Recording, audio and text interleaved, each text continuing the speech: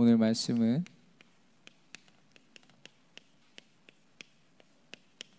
주어지는 것이라는 제목으로 말씀 나누려고 합니다.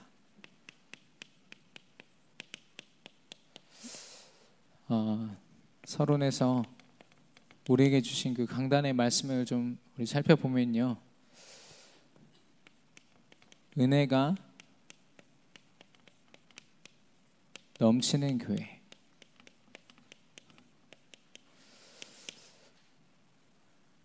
전 성도를 대상으로 한다면 각자의 삶이 은혜가 넘치는 삶이 되겠죠. 여러분은 우리 교회가 은혜가 넘치는 교회임을 확신하십니까? 아멘. 저는 이종호 선교사님만 알고 계신 줄 알았습니다. 그래서 우리한테 좀 깨달으라고 말씀 주신 줄 알았는데 많이 알고 계시네요. 은혜가 넘친다는 것은 주인을 올바로 한다는 것입니다. 누가 주인 되어 있는가? 바로 예수 그리스도가 그 교회의 주인이 되고 전 성도의 주인이 될 때 가장 하나님의 은혜가 넘치는 거죠. 주어지는 따라오는 다른 육신적인 어떤 것은 사실 있어도 되고 없어도 되는 거라면 이건 분명히 우리가 생을 걸고 도전해야 될 부분입니다. 생을 걸고 사단과 싸워서 이겨야 되는 거 있죠. 아까 뉴스를 보니까 70대 할머니가요 80대 자기 남편을요 이렇게 네 발 이렇게 짚고 다니는 이렇게 막대기로 때려 죽였어요. 왜 그런가 보니까 하도 술 먹고 때리고 맨날 그런 일을 거의 70평생을 버티다가 도저히 못 참겠다고 때려서, 그래서 정상 참작을 한다든지 그런 뉴스를 봤는데요, 이게 참고 참는다고 해서 되는 문제가 아닌 거죠. 하나님의 은혜가 아니면요 그 누구도 자기 자신을 다스릴 수가 없죠. 자기에게 주어지는 문제를 감당할 수가 없는 겁니다. 아무리 연륜이 있고 경험이 많고 많은 상황을 경험했다 한들 그게 다 무용지물이 될 만큼 우리가 너무 연약한 부분이 있거든요. 예수 그리스도만 우리의 주인 되셔야 할 줄 믿습니다. 주인된 우리에게요 하나님은 하나님의 소원을 알려주셨습니다. 하나님의 소원은 무엇이냐면 바로 복음입니다. 예수가 그리스도 되신다는 복음. 이 전도자 바울이요 성경에 자기 제자들과 사람들에게 예수님에 대해서 알릴 때 예수 그리스도라는 말을 사실 그렇게 많이는 쓰지 않습니다. 오히려 더 많이 쓴 단어가 그리스도예요. 그리스도. 그 의미를 알 때 어마어마한 역사가 있거든요. 하나님의 소원은요 모든 사람으로 하여금 이 복음 앞에 결론 내리는 게 하나님의 소원입니다. 그래서 이 복음이 날마다 선포되는 말씀, 이 자리와 시간을 하나님이 가장 기뻐하시고요, 그리고 하나님 앞에 그리스도로 말미암아 영광 돌리는 예배, 하나님이 최고로 축복하실 줄 믿습니다. 왜냐? 하나님의 소원. 하나님의 소원이 도대체 무엇입니까? 아무리 엎드려서 기도해도요 이 자리에 없으면 깨달을 수가 없는 거 있죠. 하나님 소원 안에 있는 저와 여러분에게 하나님은 비전을 보여주십니다. 비전은 어떤 시야를 이야기하거든요. 많은 사람들이 자신의 삶을 두고 나의 경제와 나의 인간관계와 그런 것에 계속 나 자신을 바라보면서 작은 시야로 살아갑니다. 하지만 하나님은요 이 소원을 품은 우리에게요 죽어가는 많은 사람들, 나뿐만이 아니라 주변의 많은 현장을 보게 하시고 이제는 237개국을 바라보게 하십니다. 그 가운데서 우리에게 특별히 그 축복 속에 허락된 일본 현장, 여러분 꼭 기도해 주시기 바랍니다. 하나님이 비전을 보여주셨기 때문에 우리는 그 길을 가면 되는 거죠. 전도자의 삶으로, 또 세계를 향해서 우리가 보내는 선교사로, 기도하는 선교사로 우리가 헌신하다 보면 하나님이 주시는 응답이 있습니다. 응답은 저와 여러분에게 허락되는 삶입니다.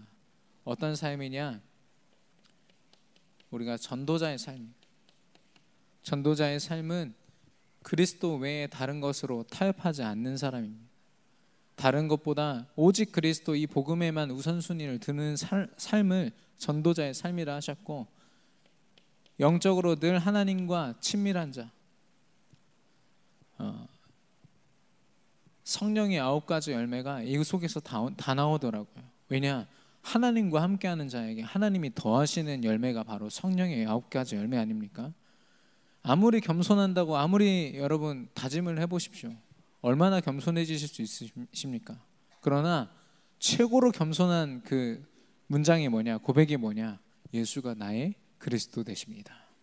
하나님이 가장 기뻐하시는 고백이죠. 서밋의 삶뿐만이 아니라 삶 제자. 첫 번째는 미니스트리입니다. 렘넌트 미니스트리. 렘넌트 사역자인데요. 렘넌트 후대를 세우는 일을 위하여 모든 삶을 다 건 사람들. 우리 모두가 그런 사역자가 되어야겠죠. 그리고 비밀 결사대. 하나님의 일을 위해서는, 복음 증거를 위해서는 목숨 건 사람들. 그리고 홀리 메이스.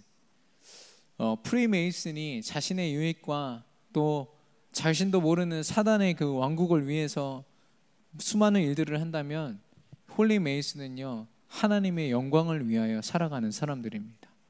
인생의 작품을 남겨서 하나님의 것으로 이 세상에 작품을 남기는 사람들, 홀리 메이슨이죠. 저와 여러분이 하나님의 소원을 품고 하나님이 보여주시는 비전을 따라서 하나님이 허락하신 삶의 그 응답을 받기를 원합니다. 우리 교회를 세계 비전 교회라고 이름 명명하시면서 이미 주신 응답인 줄 믿습니다. 하나님이 주신 예수가 그리스도 되신 언약을 우리가 우선순위 삼고 따라갈 때 허락하실 줄 믿습니다. 무엇보다도 중요한 거는, 우리 재작년에 우리 임직식 있었죠. 우리 예배 임직식 그때 할 때 유광수 목사님 오셔서 주셨던 말씀 여러분 기억나십니까? 시대를 아는 중직자, 시대를 보는 중직자. 이 시대를 분명히 알고 정말 무엇을 해야 하는지를 하나님이 알게 하셔서 아는 중직자, 하나님이 원하십니다. 그래서 우리 교회에 허락하신 하나님의 방향임을 알고 저와 여러분이 함께 응답으로 받아 누리기를 바랍니다. 하나님이 우리에게 주실 때 그게 바로 주어지는 것이죠.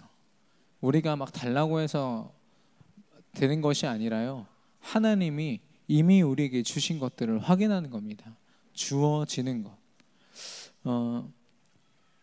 그래서 우리가 세상과 다른 것을 알고 또 믿고 또 그것으로 살아가고, 그게 바로 우리에게 주어진 것인데, 우리가 전도자의 삶을 어떻게 살아야 될 것인지를 좀 확인하는 시간이 되기를 바랍니다.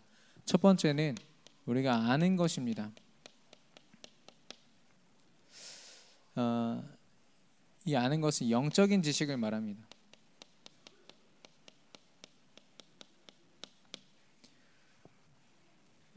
하나님은 성경 66권을 통해서요, 예수님이 그리스도 되심을 우리에게 설명해 주셨습니다. 그리고 이 예수가 그리스도 되시는 곳에 하나님의 계획이 있고 그 말씀이 성취될 것을 성경을 통하여 말씀하셨습니다. 그래서 어떤 시대든, 아무리 악한 시대라도요, 이 언약을 붙잡은 한 사람 때문에 그 시대가 뒤집어졌거든요. 하나님의 섭리는 그렇습니다. 하나님이 전능하시기 때문에 이 언약만 붙잡은 그 한 사람을 계속 찾으시는 거예요. 하나님의 계획이 무엇입니까? 바로 전 세계가 예수가 그리스도 되심을 찬양하는 그 세계 복음화를 하나님이 원하시는 겁니다. 하나님이 계획하셨고요. 예수가 그리스도 되신 이 언약을 깊이 알기 위하여 하나님은요, 십자가라는 사건을 허락하셨어요. 근데요, 이 십자가라는 게 대부분 어떻게 표현을 하냐면 굉장한 고통일 때, 우리 주일학교 선생님들은 자기가 맡은 렘넌트가 너무 빡셀 때 있잖아요. 진짜 말 안 들을 때 이런 표현을 씁니다. 내가 저 아이를 내 십자가로 지겠어. 이런 표현을 합니다. 근데 그게 얼마나 잘못된 표현인지요. 예.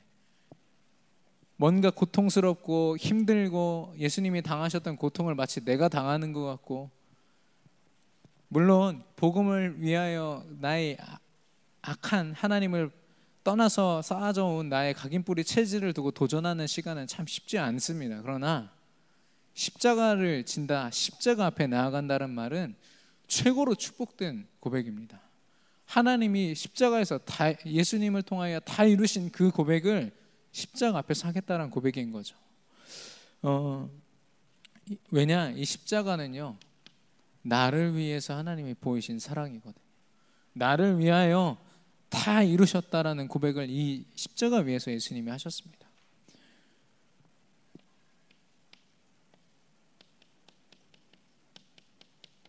예수님의 삼중직입니다. 왕과 제사장과 선지자로 오셔서 모든 우리 인생의 모든 문제를 해결하신 분. 근데 십자가라고 하고 예수님이라고 하면 대부분 기독교인들도 그 정도 고백은 합니다. 내 죄 때문에 십자가에 죽으신 분 정도는 얘기를 하거든요. 근데 예수님이 도대체 그리스도라는 직분으로 오셔서 무슨 일을 어떻게 왜 나 때문에 하셨는지를 모르는 거예요. 그런 믿음을 가진 사람들이 모든 삶 속에서 예수님을 의지하겠습니까? 예, 그분들을 탓하는 것이 아니라 안타까움으로 말씀드리는 겁니다. 그리스도가 내 인생의 모든 문제를 해결하셨다는 것을 낱낱이 우리가 알고 있기 때문에 예수님 앞에 모든 걸 맡길 수 있는 줄 믿습니다. 우리가 그걸 아는 거죠. 의미를 아는 겁니다. 그래서 마가복음 3장 27절에 보면요,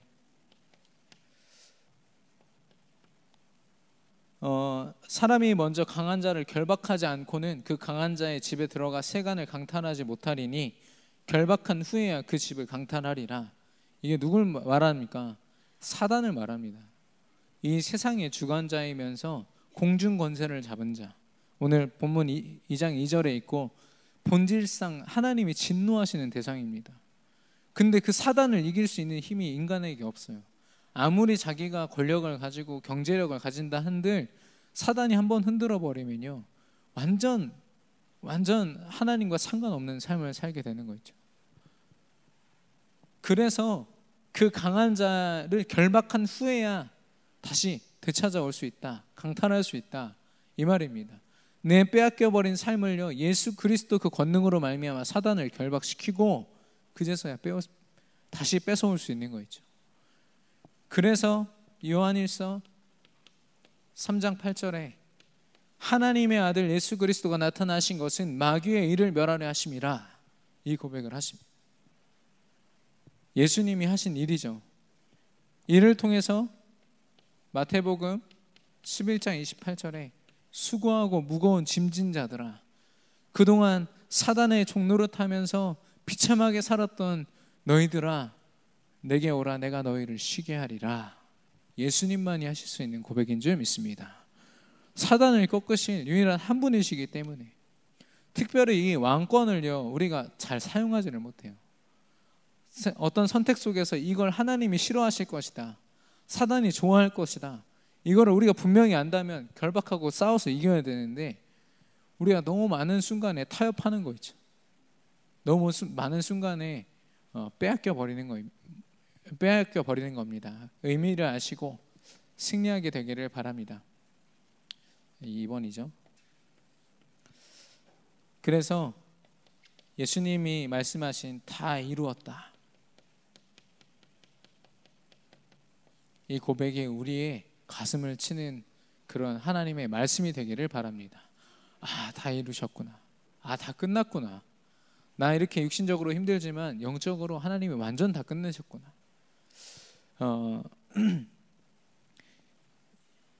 세상이 알려줄 수 없는 이 지식, 영적인 지식을 하나님이 저와 여러분에게 알게 하셨습니다.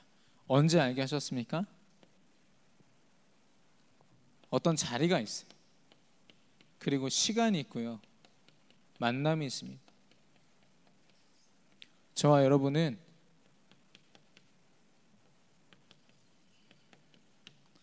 하나같이 다 이런 속에서 이걸 세상은요 우연이라고 말합니다. 참 운도 좋았지라고 얘기하지만 우리는 하나님의 완벽하신 계획 가운데 하나님이 그 자리를 허락하시고 그 시간에 그 사람을 만나게 하사 그 상황 가운데 하나님을 바라볼 수밖에 없도록 하나님 만드신 줄 믿습니다. 예. 우리가 아는 영적인 지식의 전말인 거죠. 이것만 해도 하나님 앞에 너무나도 큰 감사입니다. 성경에도 빌립보서 3장 8절에 그리스도를 아는 지식이 가장 고상한 지식이라고 했습니다. 세상의 그 어떤 지식보다도 가장 위대한 지식이라는 거죠. 이것만 해도 감사한데 하나님은요 우리에게 믿음 또한 허락하셨습니다. 어떤 믿음입니까?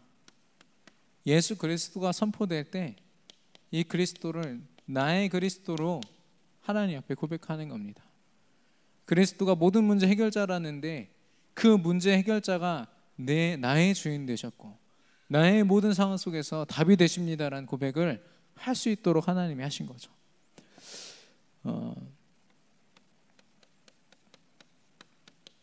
그래서 이제는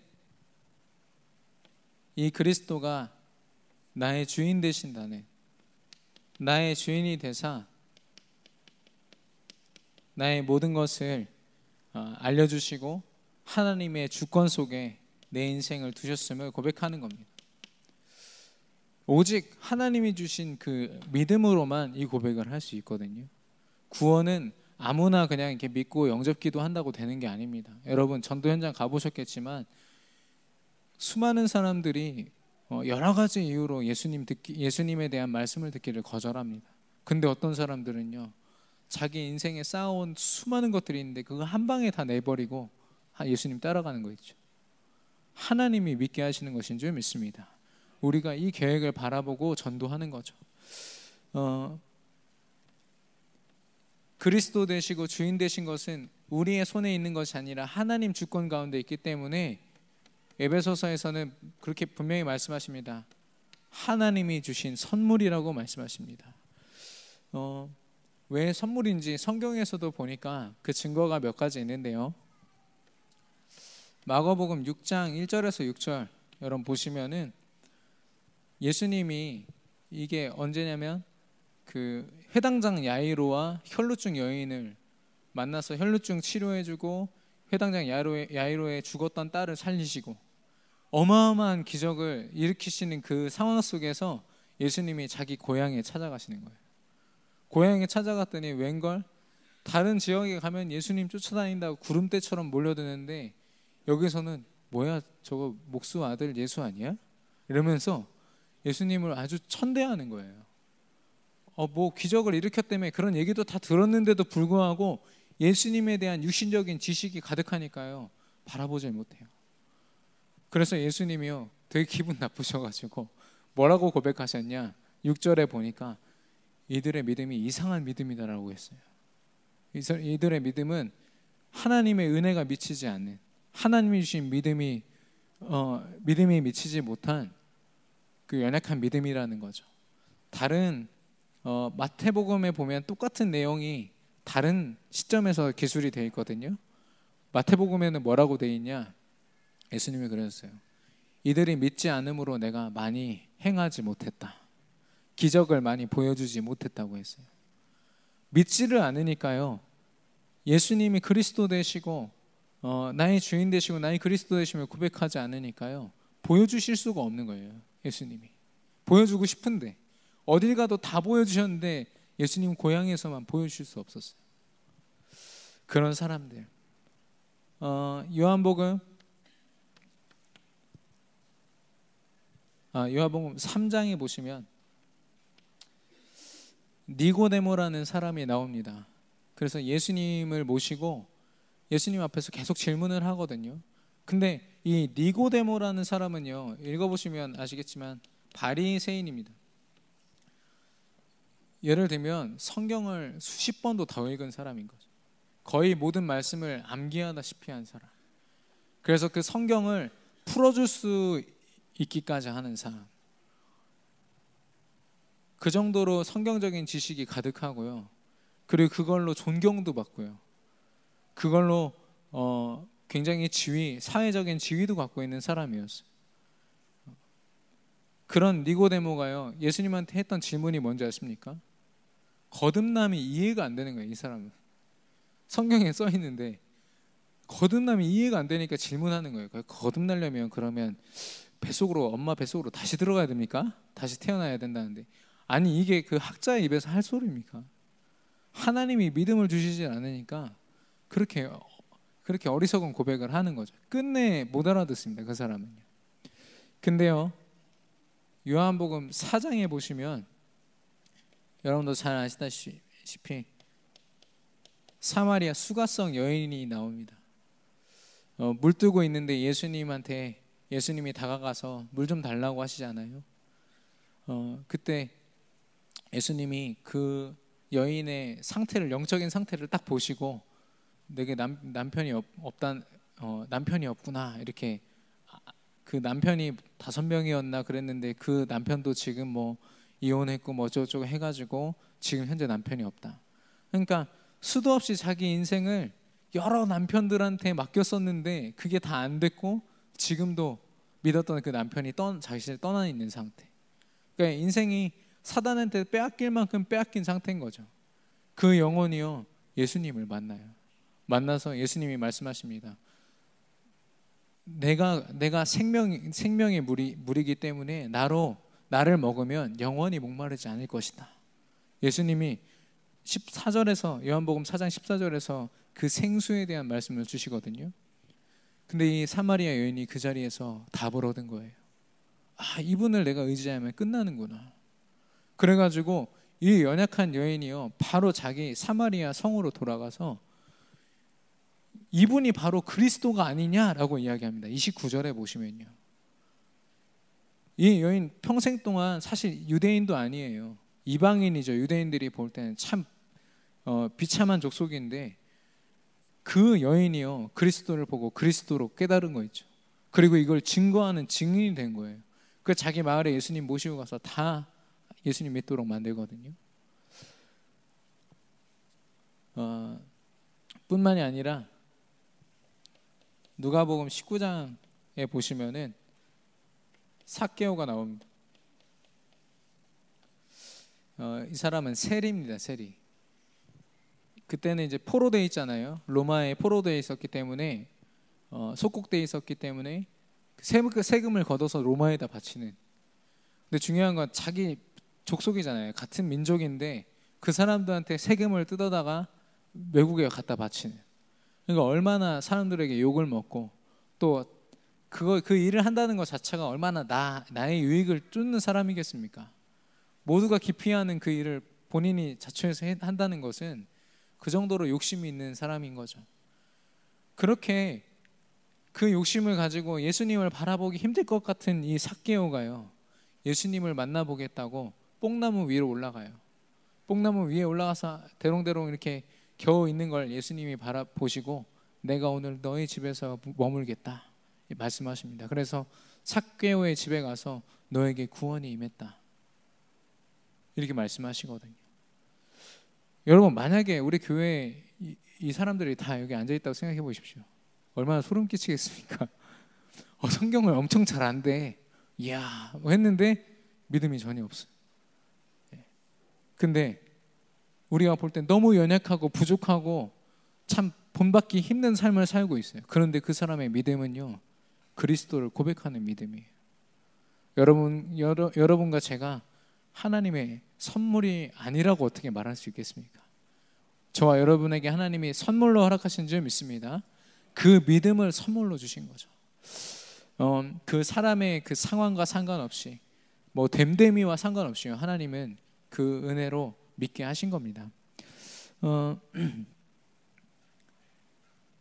그래서 이 선물 앞에 저와 여러분이 좀 인색할 때가 많이 있어요. 강팍할 때가 많이 있습니다. 찬양을 할 때도 그렇고, 기도를 할 때도 그렇고, 또 중요한 고백들을 할 때도 우리가 눈물도 많이 잃어버렸고요, 하나님을 향한 뜨거운 고백들도 많이 잃어버렸고요. 물론 예수가 그리스도이신 언약을 우리가 조용히 고백하든 어떻게 고백하든 그 고백은 능력의 고백입니다만, 하나님이 주신 감정, 하나님이 주신 생각, 이런 것들요, 세상 노래방만 가도 다 쏟아내거든요. 모든 걸로 다 쏟아내면서 하나님 앞에 찬양할 때는 그렇죠. 다 이해가 되시죠? 무슨 말인지. 그 어떤 렘넌트가 되게 쓸데없는 짓을 하고 저한테 와서 얘기를 하더라고요. 우리 교회 눈물 순위 1번은 윤임선 장로님이시고 2번은 신성수 권사님이시고 3번은 목사님이십니다. 저한테 다 그런 거예요. 그래서 야, 네가 몰라서 그래. 네가 감사함을 몰라서 그래. 제가 이렇게 얘기했던 기억이 있는데요. 그 모든 눈물들이 이걸 알았기 때문이지 않겠습니까? 예. 우리에게 주어진 눈물은 어떤 고통의 눈물을 넘어서 기쁨과 감사의 눈물인 줄 믿습니다. 하나님이 주신 믿음이죠. 하나님이 믿음을 주셔서 그 믿음으로 살아가는 것, 이제는 삶 또한 하나님께서 완전히 책임지시겠다고 말씀하십니다. 3번입니다. 예. 제가 오늘 좀 많이 떨려서 이해해 주시기 바랍니다. 어떤 삶이냐? 전도자의 삶이죠. 이 전도자는요, 그 많은 일을 하는 것이 아닙니다. 바로 하나님이 하나님 되시는 것. 너무 쉽지 않습니까? 예수가 그리스도 되신. 그래서 이것을 위하여 사는 삶이 바로 전도자의 삶입니다. 어떤 삶을 살건 무슨 직업을 갖고 어떻게 일을 하건 상관없이 하나님이 하나님 되심과 예수가 그리스도 되심이 그 사람을 통해서 드러날 수 있다면 그 사람이 노예여도요, 세상이 인정하고 그 사람을 따르게 되어 있습니다.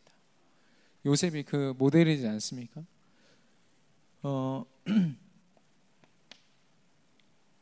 그래서 우리를 하나님이 인도하시는 거죠. 어떤 곳으로 인도하시냐면 우리가 잘 되는 쪽으로 인도하시는 것이 아니라, 강단에서 나왔지만 하나님의 소원에 방향 맞추도록 인도해 가십니다. 그래서 내가 하나님 바라봤는데 왜 삶이 이렇게 어려워지지? 라고 보기보다는요, 내가 얼만큼 하나님 앞에 방향 맞춰졌나를 한번 보십시오. 그럼 내 육신적인 상황은 굉장히 힘든데요, 하나님 앞에 내가 방향 맞춰져 있음을 볼 수 있습니다. 하나님의 계획이거든요. 누가복음 15장 1절에서 7절에 보시면 이 바리새인과 사두개인들, 되게 나름대로 성경을 공부하고 열심히 했던 그런 사람들을 옆에 두시고 예수님이 크게 옆에서 다른 강의를 하세요. 뭐라고 하시냐면 99마리의 양을 돌보는 일보다 잃어버린 한 마리 양을 찾는 걸 하나님이 더 기뻐하신다라고 말씀하십니다. 하나님의 소원은요, 한 영혼이라도 하나님 앞에 돌아오는 거예요. 그 탕자가 자기 자신의 아버지의 재산을 가지고 나가서 다 탕진한 다음에 그 먹을 게 없어가지고 돼지들이 먹는 그 여물통에 가가지고 쥐염 열매 물 위에 떠 있는 거 몇 개 주워가지고 그것도 지금 구할 수 없는 그런 상태에서 얼마나 비참합니까? 아버지께로 내가 돌아가야겠다라고 생각을 해요. 내가 이렇게는 도저히 못 살겠다. 난 이제 죽었으면 죽었지, 난 이거 이렇게는 도저히 못 살아. 그러면서 자신의 삶을 되돌이켜 본다라는 영어 표현이 바로 come back to himself입니다. 나 자신을 찾은 거죠. 아버지께로 돌아가야겠다라고 생각하는 것 자체가 나 자신, 진짜 자신을 찾은 겁니다. 그래서 그 아들이요, 수많은 생각을 했겠죠. 아버지한테 종으로 써달라고 해야겠다. 아버지 얼마나 혼날까, 얼마나 내가 싫으실까, 온갖 고민을 하면서 걷고 있는데 아버지가 이미 나와 있었어요. 맨발로 나와 있다가 아들이 보이자마자 뛰어나가지고 껴안고 사랑한다 고백하고 다른 하인들로 하여금 잔치를 베풀라 우리 아들이 돌아왔다. 이게 하나님의 사랑입니다. 비유로 설명해 놓은 거지만 이 비유만큼 시대를 초월하는 예화가 없더라고요. 하나님의 사랑은요, 그 모든 것을 초월할 줄 믿습니다. 저와 여러분이 이 사랑의 증인 아닙니까? 그러니까 또 한 사람을 살리는 거죠. 그래서 우리는 이미 그 축복 안에 있지 않습니까? 축복 안에 있으니까 이 축복을 누리지 못하는 그 사람을 두고 우리가 끊임없이 기도하고 전도함으로 하나님의 축복 안에 그 인생에 들어올 수 있도록 설 수 있도록 한다. 그게 하나님이 가장 기뻐하시는 하나님의 소원인 거 있죠. 그래서 62가지 삶.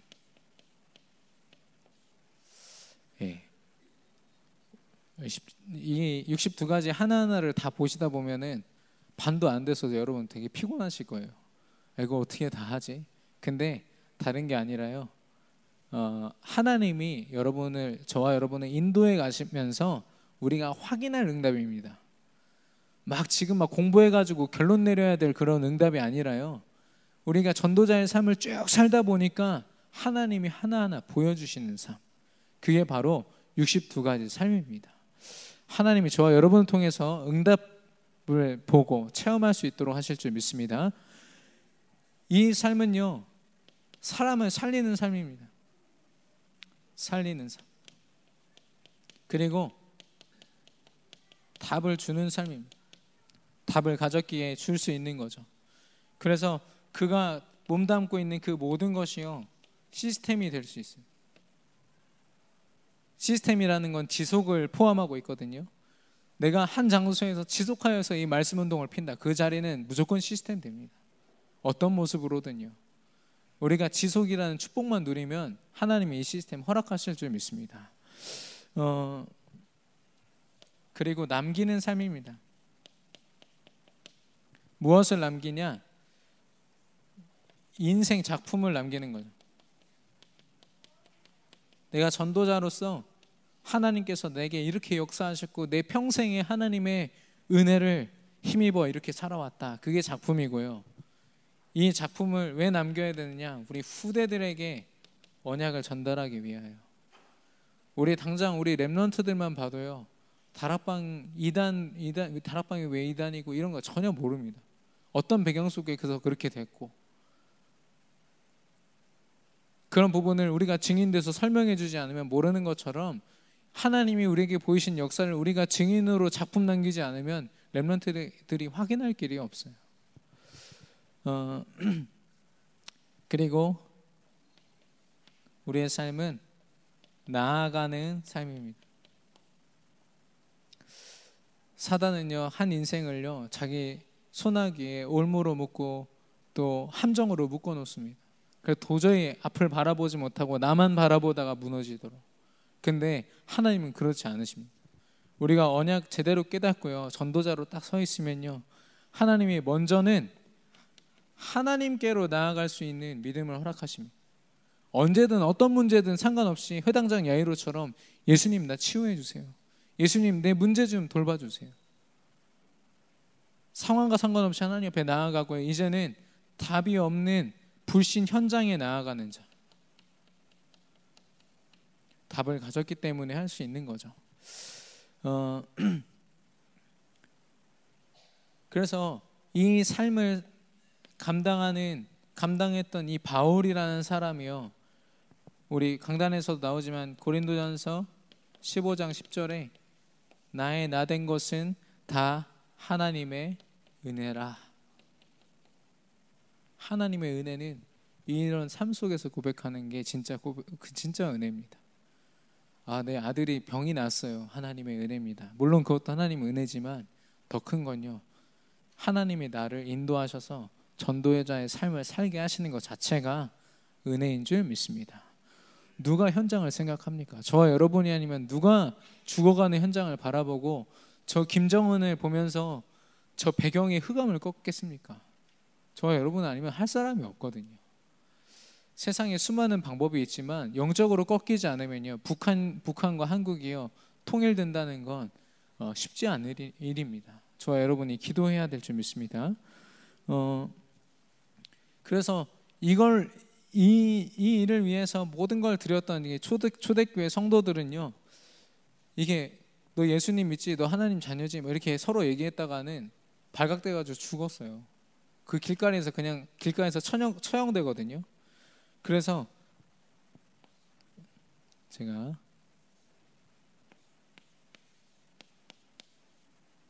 이걸 알파벳으로 읽으시면 크게 실수하시는 겁니다. 예. 이게 익투스라고, 이게 물고기라는 단어인데 그들이 서로를 확인했던 이 사인이거든요. 근데 익투스가 무슨 뜻이냐면요, 예수 그리스도, 테우 휘오스 소테르. 해석이 되셨습니까? 네. 하나님의 아들 예수 그리스도는 구원자이시다라는 고백입니다. 전도자들끼리의 사인이었습니다. 이게 딱 확인되면 그 자리에서 얼굴 누구 내가 아는 사람이고 상관없었어요. 이것만 알아보는 사람이면 무조건 끌어안고 울기 바빴습니다. 왜냐, 목숨 걸고 이 삶을 살았기 때문에. 저와 여러분이 서로 포럼을 통하여 확인해야 될 부분이 이것입니다. 예수님이 나의 구원자가 맞는가? 예수님이 나의 주인이 되심이 맞는가? 여러분과 저의 모든 포럼 속에서 이게 확인되기를 바랍니다. 그 찬송가 아까 우리 같이 부르셨잖아요. 이따가 끝날 때도 1, 2절 같이 부르려고 하는데요. 샘물과 같은 보혈은 258장인데 이걸 쓴 사람이 윌리엄 카우퍼라는 사람입니다. 이 사람이요 굉장히 잘 나가는 이제 법조인이었는데 한순간 인생이 꼬이니까요 완전 나락으로 떨어졌어요. 그래서 처음에는 강에 투신을 합니다. 근데 강에 투신을 하려는 찰나에 뒤에서 보던 어떤 사람이 건졌어요.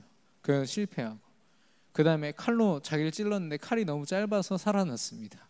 그리고 목을 매달았는데 숨이 끊기기 직전에 또 살아나요. 줄이 썩어서 끊어져가지고. 그래서 죽고 싶어도 죽을 수 없는 너무 그런 비참한 사람이었는데요, 어느 날 하나님을 만나요. 그 사람이 자기 인생을 담아서 쓴 고백이 바로 258장입니다. 이따 같이 고백할 건데요, 그 사람은요 자기가 당했던 그 인생의 모든 고통을요 찬송가에다 작품으로 남겼습니다. 전도자의 삶을 사는 저와 여러분 되기를 바랍니다. 결론입니다. 저와 여러분은요 큰 그림을 그리고 살아가는 자들입니다. 물론 하루하루 하나님이 주신 응답을 우리가 누리기도 사실 바쁘지만요, 하나님이 저와 여러분에게 주신 그 세계 복음화는요 상상할 수도 없고 우리가 감히 계획할 수도 없습니다. 그렇기에 하나님이 보여주시는 거예요. 평생의 기도 제목과 또 내가 전도자로서 하나님 앞에 결단하는 기도 제목들을 한번 적어보십시오. 하나님이 낱낱이 성취해 가심을 믿고 보여주실 거거든요. 저는 지난번에 집중훈련 때 말씀드렸지만 엘리야 이 선지자가 그 기적의 사람입니다. 그래가지고 850대 1로 붙어요. 저희 바알 2단 선지자들 850명이 제단을 놓고 하나님이 불 내려줄 때까지 춤추고 난리를 치거든요. 근데 불이 안 떨어져요. 근데 이 엘리야가요 자기 차례가 됐어요.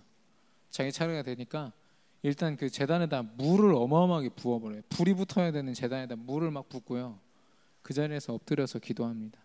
하나님, 내게 이 기적을 보여주실 게 확실한데 이 기적을 통해서 하나님이 하나님 되신 것과 그리고 나는 하나님의 종인 것과 내가 하나님의 말씀을 따르는 자임을 저들이 알게 하옵소서 라고 고백해요.